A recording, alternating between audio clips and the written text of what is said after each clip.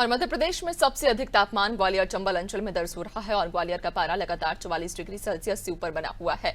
बीते 10 दिनों में ग्वालियर क्षेत्र से बिजली कंपनी के कॉल सेंटर पर 12,000 से ज्यादा शिकायतें दर्ज की गईं। आउटसोर्स स्टाफ की कमी, ट्रांसफार्मर ओवरलोड और तकनीकी फॉल्ट से परेशान उपभोक्ता दिन रात बिजली कटौती झेल रहे हैं। पिंको पार्क फीडर से जुड़े 30,000 घरों की जिम्मेदारी सिर्फ एक नाइट टीम पर है, जो सुबह 8 बजे के बाद हट जाती है। ऐसे में बचे हुए फॉल्ट देर से सुधारे जाते हैं। ऊर्जा मंत्री प्रद्युमन सिंह तोमर इन समस्याओं को अवरोध कहकर टालते दिखे और विभाग की सरप्लस बिजली की बात दोहराई, लेकिन कांग्रेस ने इसे पूरी तरह फेल बताया।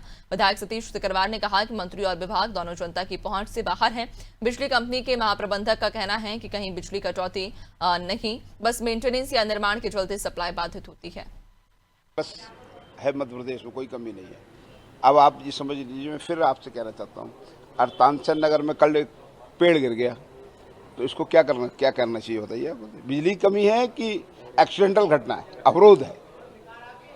लेकिन कांग्रेस तो बराबर धरना दे रही है, कहीं कुछ कर रही है। अब मैं कांग्रेस के समय की, अभी मैं सवेरे घूम के आया हूँ,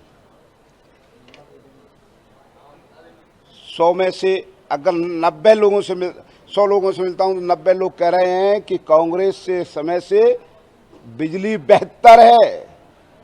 18-19 में भी सरकार आई थी, उस समय भी ये सेवक सरकार में भी मंत्री था।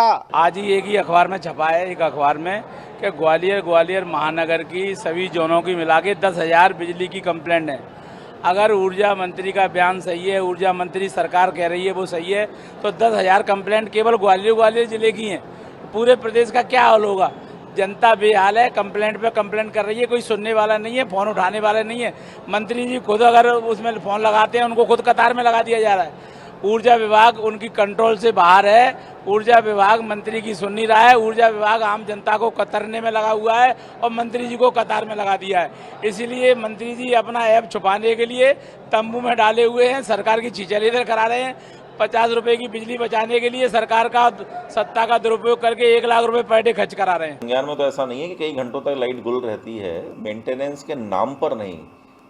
जब भी कोई कंस्ट्रक्शन होता है या जब भी कोई मेंटेनेंस होता है, तब परमिट देने ही पड़ते हैं।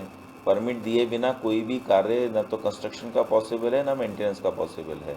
अभी यदि अगर मैं बात करूं तो जैसे अभी पीडब्ल्यूडी को एलिवेटेड रोड के लिए कुछ कंस्ट्रक्शन करना था, तो हमने लदेड़ी मुरार जो हमारे 33 के मोनोपोल के फीडर हैं उसमें हमने परमिट दिया।